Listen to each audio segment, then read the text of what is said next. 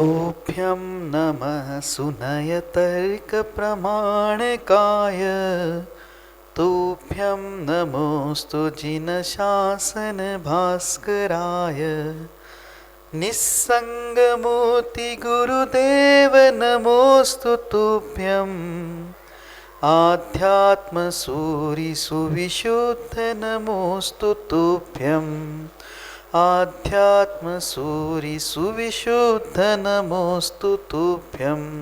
बोलो पंच परमेष्टि भगवान की जय। 1000 श्री आदिनाथ भगवान की जय। अंतिम तीर्थेश भगवान महावीर स्वामी की जय। आचार्य भगवान गुरुवर श्री विशुद्ध सागर जी महाराज की जय। जय मुनि श्री सुप्रभ सागर जी महाराज की जय। जय मुनि श्री प्रणत सागर जी महाराज की जय। जय जैन बंधुओं, समीचीन विकल्पों का सम्यक समाधान इस बहुचर्चित कार्यक्रम में मैं आप सभी का स्वागत करता हूं। सवाल एक, जवाब अनेक। एक सवाल से अनेकों के मन की भ्रांति, अनेकों के मन के जो विकल्प है उसका समाधान दूर होता है और उस कार्यक्रम का नाम है सम्यक समाधान।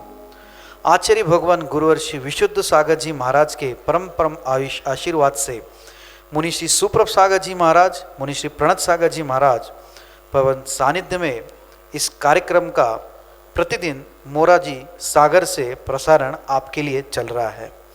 आपके विकल्प हम तक पहुंच रहे हैं और उस विकल्प का समाधान मुनि श्री सुप्रभ सागर जी महाराज अपनी ओजस्वी वाणी से कर रहे हैं। ये जो विकल्प होते हैं, हर एक का पुण्य नहीं होता है कि वो विकल्प हम तक पहुँचे, या उनको यही नहीं पता होता है कि उसका कौन सा प्लेटफॉर्म है और हम उस विकल्प को कहाँ पहुँचे ताकि हमारे मन की भ्रांतियाँ दूर हो जाएं। तो ये जो सम्यक समाधान नाम का कार्यक्रम है उसमें आप अपने विकल्प कैसे भी हो, सामाजिक हो, सामाजिक हो या अपने धर्म से रिलेटेड हो, तो आप उस जो विकल्प है वो हम तक पहुँचाए और उसका मुनि श्री सुप्रभ सागर जी के महाराज के मुखारबिंद से हम समाधान आप तक पहुंचाएंगे।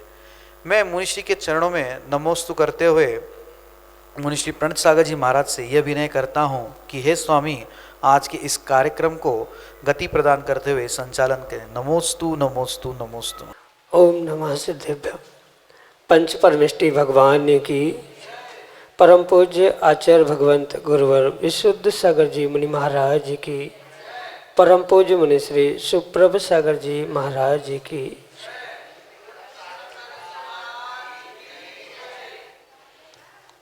एक विकल्प जो कि अनंत संसार में भटकाने का कारण बन सकता है और एक विकल्प जो कि अनंत सुख को प्राप्त करने का कारण भी हो सकता है, लेकिन आवश्यकता है उस विकल्प में समीचीनता की और आवश्यकता है उस विकल्प के सम्यक समाधान को प्राप्त करने की। जहाँ उस समीचीन विकल्प का सम्यक समाधान प्राप्त होता है तो वही विकल्प अनंत सुख का कारण बन जाता है और उस सम्यक समाधान के अभाव में वही विकल्प अनंत संसार का कारण बनता रहा है। ऐसा वह कार्यकारी उपाय समीचीन विकल्पों का सम्यक समाधान, जिसके माध्यम से हम उस अनंत सुख को प्राप्त करने का पुरुषार्थ कर सकते हैं। देश देशांतर से अनेकानेक समीचीन विकल्प हम यहाँ प्रतिदिन प्राप्त हो रहे हैं और परम पूज्य मुनि श्री सुप्रभ सागर जी महाराज उनका आगमुक्त विधि से हम सबको सम्यक समाधान प्रदान कर रहे हैं। प्रारंभ करते हैं आज का सम्यक समाधान और आज का पहला विकल्प इंदौर मध्य प्रदेश से स्नेहा जैन परम पूज्य मुनि श्री के चरणों में बारंबार नमोस्तु निवेदित करते हुए अपना समीचीन विकल्प रख रहे हैं कि महाराज जी, चारों कसायों तथा बैर के बारे में किस शास्त्र में वर्णन किया गया है एवं जब सुकुमाल मुनि ने ग्रस्त अवस्था में भाभी के पेट में पैर मार दिया था और भाभी ने अनंतानुबंधी कसाय से उसी बैर से पैर को खाने का बंद कर लिया था, फिर दोनों ग्रस्त अवस्था में देवर भाभी रहे तो दोनों ने बात की होगी या नहीं। जो अनंतानुबंधी कसाय बांधकर किसी जीव के प्राण लेने का बैर बांध लेता है वह धर्म करता है या नहीं, और उसका मरण उसको मरण के समय वेदना होती है क्या? हमारे समीचीन विकल्प का सम्यक समाधान करने की अनुकंपा करें। नमोस्तु महाराज जी, नमोस्तु। ओम नमः सिद्धम। परम पूज्य आचार्य भगवान गुरुवर विशुद्ध सागर जी महाराज जी के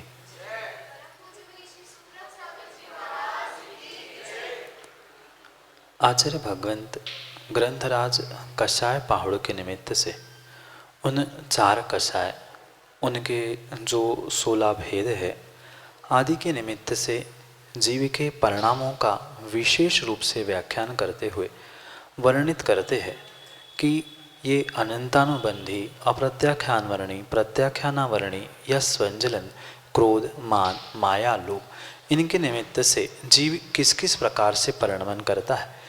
इन परिपूर्ण बातों का परिपूर्ण रूप से गणितीय तौर से सिद्धांतों का प्ररूपण आचार्य भगवंत उस कषाय पाहुड़ नाम के ग्रंथ में करते, जिस पर ही पुनः टीका आदि करते हुए वह जयधवला आदि ग्रंथ प्राप्त होते हैं। इसलिए मुख्यतः से वह कषाय पाहुड़ ग्रंथ के निमित्त से ही उस कषाय के वर्गीकरण, उसका आश्रव, बंध, उदय, विच्युति आदि सबका व्याख्यान आचार्य भगवंत वहाँ करते। रही बात वह सुकुमार मुनि की उस कथानक को लेते हुए भले ही वह लात मारने के निमित्त से वह अनंतानुबंधी का या अनंतानुबंधी का बंध करते समय वह जो भी क्रिया घटनाएं घटी थी वह परिपूर्ण रूप से उन दोनों जीवों के लिए कहीं न कहीं पिछले कर्म से या पिछले पर्याय से बनी हुई वह संबंध के कारण ही वह उद्घाटित हुआ था। भले ही वर्तमान में उस भैया ने दीक्षा ले ली आदि आदि सब कुछ कथानक सत्य होने पर भी वह पिछले जन्म का कहीं न कहीं संबंध कर्म का था, तभी वह एक कुल में, एक घर में भाभी और देवर के रूप से जन्मे थे। और जो कुछ भी वहाँ पर हुआ, लात मारना या अनादर रूप से वहाँ जो अनंतानुबंधी के निमित्त से जो बैर और कषाय बांध के रखी थी वह नियम से अगली पर्याय में तो उदय में आई, पर इसका अर्थ ये नहीं होता कि मात्र उस पर्याय में, यानी जिस पर्याय में वो देवर भाभी थे उस अनंतानुबंधी बैर का आश्रयबंध किया था, जरूरी नहीं है कि मात्र परिपूर्ण रूप से मौन रहते हुए ही वह घर में रहते हो, क्योंकि उसके विषय में कथानक में कोई भी विशेष व्याख्यान प्राप्त नहीं होता।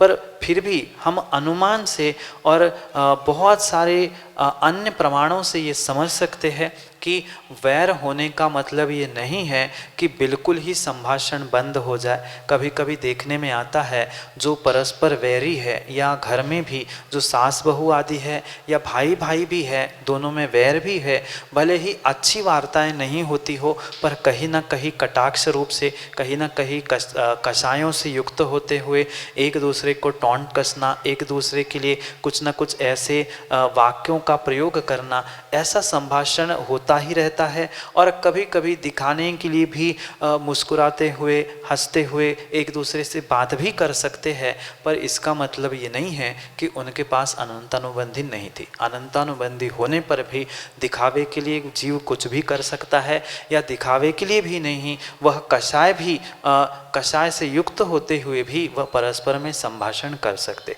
इसलिए उस बात पर कोई विकल्प नहीं है, बात हो भी सकती है, नहीं भी हो सकती है, उसमें कोई विकल्प करने की आवश्यकता नहीं। पर जैसे अनंतानुबंधी बांधने के बाद जीव धर्म कर सकता है कि नहीं, इस पे विषय में भी हमें पहले धर्म को समझना आवश्यक है। हमने धर्म किसे माना? अगर कषाय की उपशमना को धर्म मान रहे हैं, उस चारित्र को धारण करने को धर्म मान रहे हैं, तो वो धर्म तो हो ही नहीं सकता। पर कथनचित देव पूजा या अन्य किसी धर्म की क्रियाओं को हम धर्म मान रहे हैं, तो उस धर्म की क्रियाओं को हम व्यवहार रूप से निभाने वाला, दिखाने वाला धर्म हो सकता है। उसमें कोई भी अंतर या कोई भी बदलाव नहीं हो सकता। जैसे कि वर्तमान में किसी जीव के तीव्र अनंतानुबंधी का उदय चल रहा है, या कोई ऐसा कार्य वो कर रहा है जिसके निमित्त से वह आने वाले समय में अनंतानुबंधी कर्म के आश्रव बंध को, कषाय को प्राप्त हो रहा है, तो वह वर्तमान में भी देवशास्त्र गुरु के पास पहुंचते हुए देखा जा सकता है। पूजा पाठ आदि व्यवहार क्रियाएं धर्म की करते हुए देखा जा सकता है। इसलिए बहिरंग परिणति से, धर्म आदि की परिणति से ये पहचाना जाना संभव नहीं है कि वह धर्मात्मा है, कि वह अनंतानुबंधी को प्राप्त होने वाला है, कि उसके अनंतानुबंधी का उदय चल रहा है। ये परिपूर्ण रूप से कर्मों की सत्ता क्षय क्षयोक्षम से निर्भर करता है, और उसका पक्का निर्णय केवल ही भगवान ही कर सकते हैं। अन्य कोई भी उसके विषय में सही सही कह नहीं सकता। इसलिए वह दिखावे का व्यवहार धर्म अनंतानुबंधी के उदय में भी, अनंतानुबंधी की सत्ता में भी कर सकता है। इसलिए चाहे वह भावी क्यों ना हो, वह धर्मात्मा बनकर धर्मात्मा दिखाने का प्रयास कर सकती है, उसमें भी कोई विकल्प नहीं। और रही बात जब अंतिम समय में, मरण समय में भी जरूरी नहीं है कि उस अनंतानुबंधी के निमित्त से वह कुछ वेदना कष्ट पीड़ा होके ही मृत्यु हो जाए, क्योंकि आयु कर्म का गणित भिन्न है। कषायों के जन्म निमित्त से जो उनका बंधा हुआ जो प्रकृति प्रदेश स्थिति अनुभाग, ये बंध के जो भेद बताया है, वह सब कुछ उस कषाय और योग के निमित्त से होने वाला भिन्न विषय था। साथ साथ आयु कर्म के लिए जो 8 अपकर्षण काल थे, उस आयु के निमित्त से अंतिम मरण समय। इसलिए ऐसा सर्वथा कोई नियामक सिद्धांत नहीं है कि जिसने अनंतानुबंधी के उस कर्म को या कषाय को बांध के रखा है, जिसका उदय चल रहा है, जरूरी नहीं है कि मरण समय में बहुत वेदना से मर जाए, क्योंकि मात्र एक कर्म की सत्ता से व्यक्ति का, जीव का कोई भी कार्य सिद्ध नहीं होता। उन 8 कर्मों का लेखा जोखा, कभी 19 20, कभी पुण्य पाप, इन सब का तालमेल बनाकर ही वह प्रत्येक समय का परिणमन जीव के साथ होता है। इसलिए वह भी जरूरी नहीं है कि मरण समय में कुछ वेदना कुछ पीड़ा होकर ही मृत्यु को प्राप्त कर ले। पर इसके विषय में और विस्तार से जानने के लिए आप उस कषाय पाहुड़ जैसे ग्रंथों को समझने का प्रयास करें, उसमें इसके विषय में आप और विस्तार से समझ सकते हैं। यही आपके लिए सम्यक समाधान। अगले समीचीन विकल्प के लिए हमारे सामने हैं बीना मध्य प्रदेश से श्रीमती पूनम अनूप जैन अपने समीचीन विकल्प के साथ। नमस्ते महर्षि। जीवन में संयम धारण करने का भाव तो जीव बना रहा है, परंतु असंयमी जीवन जीने के लिए उसके बाद भी अपने भावों की शुद्धता रख के वो कभी जीवन में मतलब संयम धारण कर पाएगा, या जीवन में कम से कम उसका समाधि मरण तो हो पाएगा? ऐसा संभव होगा? क्योंकि असंयम जीवन जी रहे हैं वो, और संयम लेने का भाव बहुत पहले से है, पर किसी अवस्था के कारण से वो नहीं कर पाया। माँ, ऐसा कहा गया है कि भावना भवनाशिनी और भावना भववर्धिनी। अगर वास्तव में जीव ने सच्चे भावों के साथ या परिपूर्ण रूप से विशुद्धि के साथ जिस भी प्रकार की भावना भाई है, वह कहीं न कहीं जीवन में अवश्य अवश्य ही प्राप्त होगी। हो सकता है कुछ तीव्र कर्मों के उदय के निमित्त से वह संयम धारण करने की भावना वर्तमान में फलीभूत नहीं हो पा रही है, पर अगर प्रतिदिन उस संयम धारण करने की भावना को हम भाते रहेंगे कि कम से कम जीवन के अंतिम समय में हम पिच्ची कमंडल धारण करते हुए ही समाधि मरण को प्राप्त करें, इतनी भी भावना अगर निर्मल भावों के साथ और परिपूर्ण विशुद्धि के साथ तीव्रता के साथ भाएंगे, तो ये पक्का है आज नहीं तो कल कभी ना कभी हम संयम को अवश्य प्राप्त कर सकते। ज़रूरी नहीं है कि हम वर्तमान से ही संयमी बन जाए, या ज़रूरी नहीं है कि असंयमी कभी संयमी नहीं बन सकता, क्योंकि जब भी संयमी बनेगा, जब भी समाधि मरण को जीव प्राप्त होगा, तब कभी न कभी वह असंयमी था, वही असंयमी ही संयमी बनता है, क्योंकि कच्चा माल ही पक्का माल बनता है। कच्चा माल नहीं होगा तो पक्का माल नहीं बन सकता। मिथ्या दृष्टि ही सम्यक दृष्टि बनता है, असंयमी ही संयमी बनता है। पर जैसे वह सम्यक प्राप्त करने के लिए तीव्र पुरुषार्थ करना पड़ेगा, ऐसे ही चारित्र मोहनी कर्म पर हमें तीव्र तीव्र तीव्र पुरुषार्थ करना होगा। अगर बहुत अच्छी बात है हम बहुत बड़े महाव्रत अणुव्रत भी ग्रहण नहीं कर पा रहे हैं, तो कम से कम छोटे छोटे नियम जैसे रात्रि भोजन का, या जब हमें समय मिले उतने समय तक भोजन का त्याग कर सकते हैं, या पलंग पे कुछ नहीं खाएंगे। जैसी हमारी शक्ति है उस शक्ति के अनुसार हम एक एक बूंद भी अगर भर ले तो भी बूंद बूंद से घड़ा भर जाता है। ऐसे ही छोटे छोटे नियमों से, छोटे छोटे संयमों से हम अपने जीवन को संयमित कर सकते हैं। हाँ, पक्का वह व्रतिपना या गुणस्थान की वृद्धि उस व्रत प्रतिमा के उपरांत ही होगी, पर वहाँ तक पहुँचने के लिए हम पहली प्रतिमा का अभ्यास कर सकते हैं, या 5 अणुव्रतों का अभ्यास कर सकते हैं, कुछ शिक्षा व्रतों का अभ्यास कर सकते हैं, कुछ समय सामायिक कर सकते हैं, कभी कुछ रस त्याग करते हुए, तपस्या करते हुए अपनी परीक्षा कर सकते हैं। ऐसे अनेक प्रकार से हम अपनी परीक्षा करते रहे और तीव्र तीव्र भावना भाते रहे कि कम से कम, बाकी तो बहुत अच्छी बात है, अगर पहले हमें संयम मिला, पिछी कमंडल मिला तो बहुत अच्छी बात है। अगर वो भी नहीं धारण कर पा रहे हैं तो इतनी निर्मल भावना प्रतिदिन भाते रहना कि अंतिम समय में किसी गुरु के चरणों में पिछी कमंडल के साथ हमारी समाधि मरण से, संलेखना से हमारा अंतिम समय निकले। यह भावना अगर हमारी निर्बल है,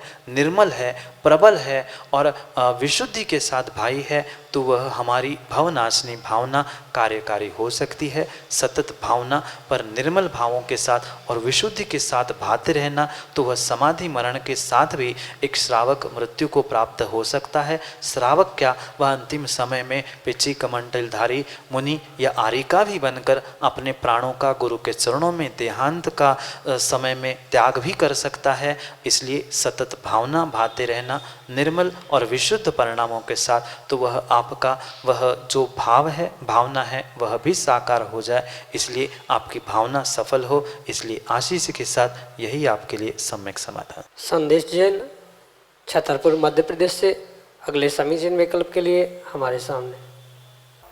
हे गुरुदेव नमोस्तु। इस पंचम काल जैसे खोटे काल में युवाओं को अपना जीवन कैसे जीना चाहिए? हे भगवान, इस प्रश्न का मेरा सम्यक समाधान कीजिए। नमोस्तु महाराज जी। संदेश भाई, काल चाहे चौथा हो चाहे 5वां हो, काल कोई भी होने से हम अच्छा बुरा कर रहे हैं ये हमारी व्यक्तिगत सोच है। क्योंकि काल कितना ही खोटा हो, अगर हमारा अभिप्राय, हमारा विचार, हमारी सोच खोटी नहीं है तो अपने जीवन को हम बहुत अच्छा और बहुत बेहतर बना सकते। जो वर्तमान का युवा जो धर्म से विमुख होते हुए अन्यत्र उस मोबाइल टेक्नोलॉजी और भौतिकता के चकाचौंध में जो भटक रहा है, मात्र और मात्र उस स्वयं जीव का और या उन व्यक्तिगत युवाओं का ही ऐसा सोच है कि अगर वर्तमान में हमें जीना है तो मौज मस्ती से ऐशो आराम से जीना है, ऐसी सोच जिनने बना के रखी है वो ही जीवन में कुछ अच्छा नहीं कर पाते। पर अगर वर्तमान के युवाओं में धर्म के प्रति रुझान हो, सच्चे देवशास्त्र गुरु के पास पहुंचने का थोड़ा सा भी उनका झुकाव हो, तो नियम से वह कहीं ना कहीं अपने उस युवा अवस्था को संभालने के लिए कुछ ना कुछ अच्छा अवश्य ही कर सकता है। क्योंकि बहुत सारे जीव ऐसे होते हैं कि वे पंचम काल को दोष देते हैं, कोई युवा अवस्था को दोष देता है, पर दोष इन बाहर की अवस्थाओं का, परिस्थिति का नहीं है, अपितु जीव के स्वयं के मनस्थिति का है। अगर ऐसा नहीं होता तो पंचम काल में आपको मुनिराज भी दिखते हैं। पंचम काल में मात्र मुनिराज ही नहीं अपितु युवा मुनिराज भी आपको प्राप्त होते हैं दर्शन के लिए। तो इसलिए हम इस परम सत्य को समझे कि परिपूर्ण रूप से किसी भी प्रकार से ये बहिरंग परिस्थिति हमारे लिए कार्यकारी नहीं होती, अपितु हमने अगर पक्का निर्णय कर लिया है कि हमें किस प्रकार से अपने जीवन को बेहतर करना है, चाहे लौकिक पढ़ाई में हो, चाहे अन्य किसी भी प्रकार से धार्मिक क्षेत्र में हो, आध्यात्मिक क्षेत्र में हो। हम वर्तमान का युवा इतना तो पक्का है कि उसने जो ठान लिया है, सोच लिया है, वह करता है। पर आवश्यकता अच्छी सोच होने की है, आवश्यकता अच्छे विचार करने की है। अगर स्वयं के जीवन के बारे में वह युवा बहुत अच्छे से सोचेगा, बहुत अच्छे से विचार करेगा और अच्छी सोच बना के रखेगा, तो वह जीवन में परिपूर्ण रूप से उन्नति को और सफलता को प्राप्त कर सकता है। पर मात्र भौतिकता की चकाचौंध में चकाचौंध को देखते हुए, आपस में स्पर्धा, ईर्ष्या आदि से भरते हुए अगर वह शिक्षा आदि प्राप्त कर रहा है, तो वह कार्यकारी नहीं होगा। जो भी पढ़ाई है परिपूर्ण रूप से विनय गुण से युक्त है। अपने स्वयं को और साथ साथ जिनके साथ हम रहते हैं उन घर परिवार को भी संभालने की अगर भावना है, तो ही वह वर्तमान की शिक्षा पढ़ाई कार्यकारी है। अन्यथा मात्र अनर्गल रूप से जो यदवा तदवा क्रियाएं उन युवाओं के द्वारा हो रही है, वे परिपूर्ण रूप से जो अपने आप को संभाल नहीं पा रहे हैं, वो ही निमित्तों को दोष देते हुए गलत मार्ग पर बढ़ रहे हैं। कभी भी गलत मार्ग या कोई गलत व्यसन उन युवाओं को बुलाता नहीं है, अपितु उनका स्वयं का ही मन उनके प्रति हो जाता है। उस तरफ जब झुकाव रुझान होता है, तब ही वह युवा उस गलत मार्ग की ओर बढ़ता है। निर्णय व्यक्ति को, जीव को, युवा को स्वयं को करना है, क्योंकि रास्ता तो एक है, मात्र उसके दो अंत भिन्न भिन्न हैं। एक अच्छा है और एक बुरा है। अगर बुरे मार्ग पर चलेंगे तो वह बुरा अंत होगा, और अच्छे मार्ग पर चलेंगे तो अच्छा अंत होगा।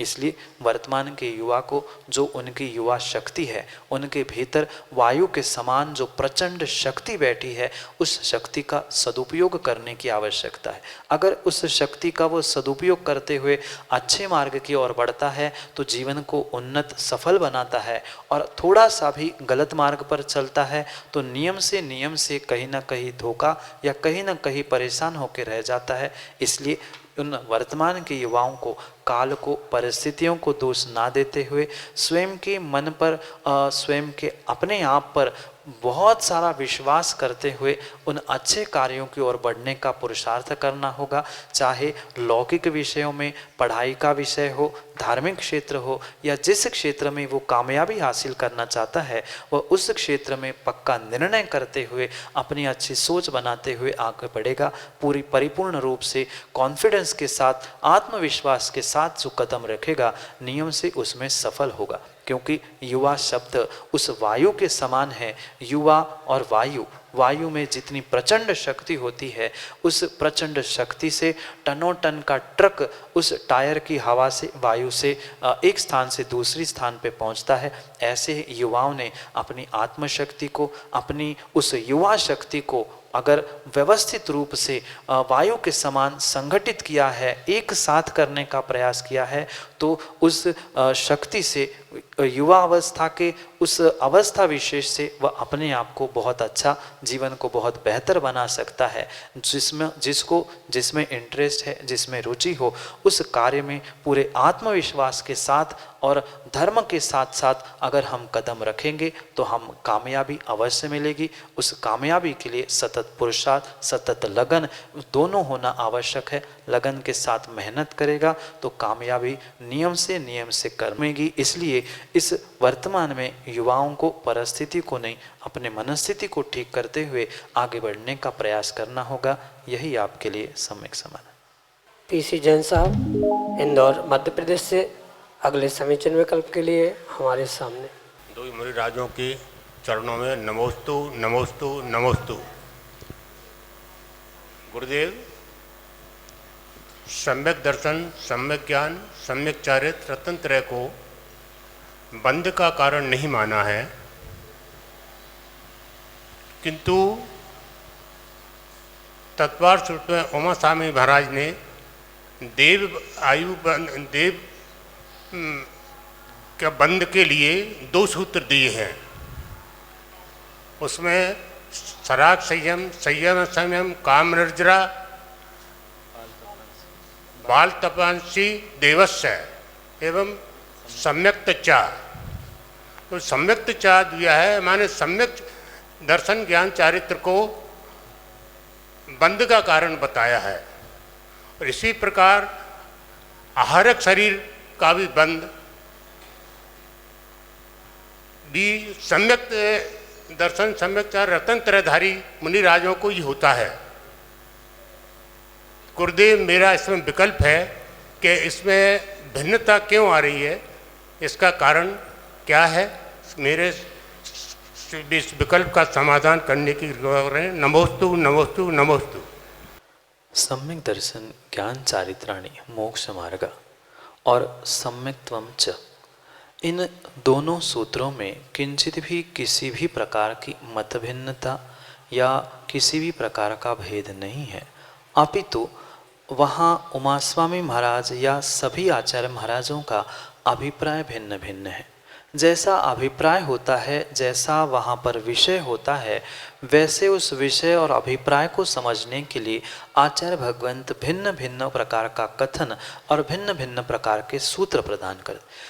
जहाँ मोक्ष मार्ग बताते हुए सम्यक की व्याख्या की जाती है, वहाँ वह परिपूर्ण रूप से सम्यक दर्शन ज्ञान और सम्यक चारित्र, इन तीनों की एकता को जहाँ मोक्ष मार्ग कह रहे हैं, वह परिपूर्ण रूप से वहाँ ये अभिप्राय उनका नहीं है कि इसके निमित्त से कुछ आश्रवबंध हो रहा है। पर जहाँ सम्यक्त्वम च कहते हुए देवायु के आश्रवबंध का कारण बताते हुए आचार्य भगवान समझा रहे हैं, वहाँ उनका अभिप्राय यह है कि वह कारण का कारण होने से सम्यक दर्शन के लिए भी आश्रवबंध का हेतु का है। समझने जैसी बात है कि सम्यक दर्शन, सम्यक ज्ञान, सम्यक चारित्र किसी भी प्रकार से आश्रवबंध कराने वाले नहीं है।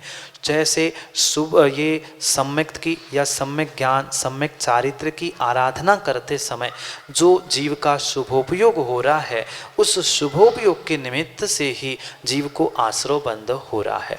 बहुत अच्छी बात आचार्य भगवंत अन्य ग्रंथ में, उस पुरुषार्थ सिद्धि उपाय आदि आदि ग्रंथों में आचार्य अमृतचंद स्वामी समझाते हैं कि शुद्धोपयोग या सम्यक दर्शन, सम्यक ज्ञान, सम्यक चारित्र, ये किंचित भी किसी भी प्रकार के कर्मों का आश्रवबंधन नहीं कराता, पर उन सम्यक दर्शन, सम्यक ज्ञान और सम्यक चारित्र के अनुष्ठान में जो जीव का तात्कालिक समय में कुछ समय तक जो शुभोपयोग हुआ करता है, वह शुभोपयोग ही उसके लिए कारणभूत है। यानी वास्तविकता में देखा जाए तो जो आश्रवबंध हो रहा है देवायु का, चाहे सराग संयम, संयमा संयम रूप हो या सम्यक्त्वम च हो, इन सभी स्थितियों में आश्रव होने का कारण आचार्य भगवंत वह शुभोपयोग कह रहे हैं।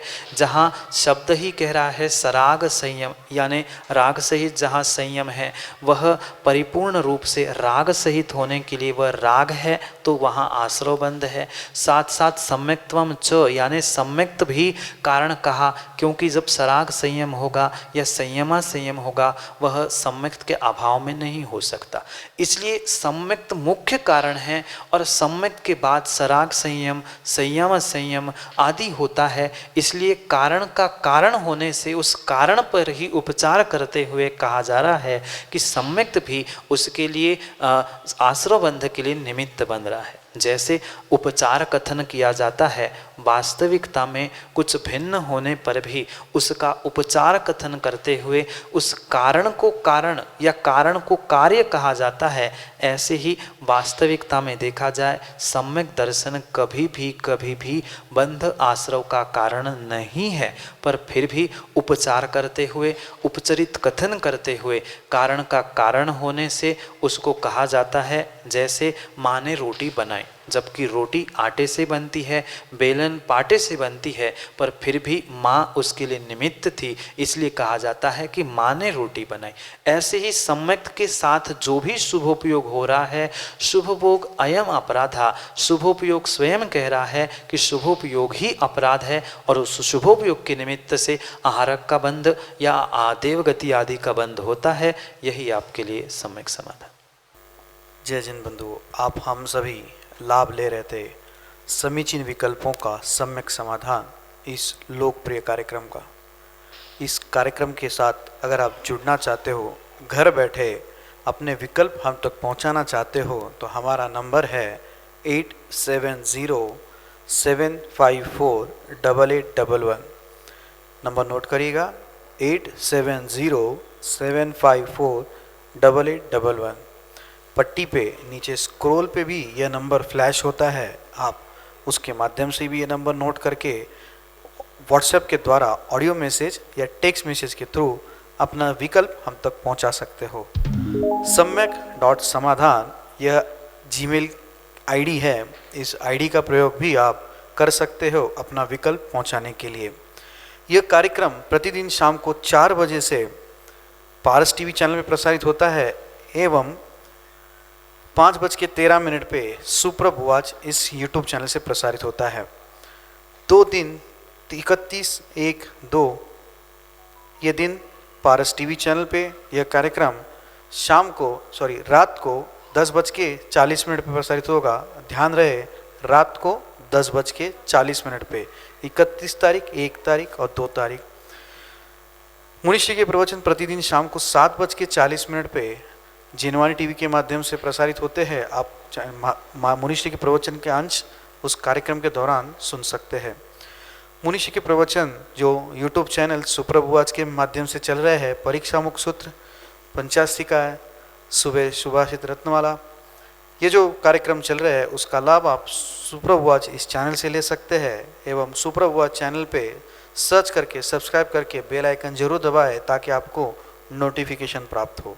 मैं मुनिश्री के चरणों में नमोस्तु करते हुए आज के इस सम्यक समाधान की बेला को यहीं पे समाप्त करता हूँ। नमोस्तु नमोस्तु नमोस्तु।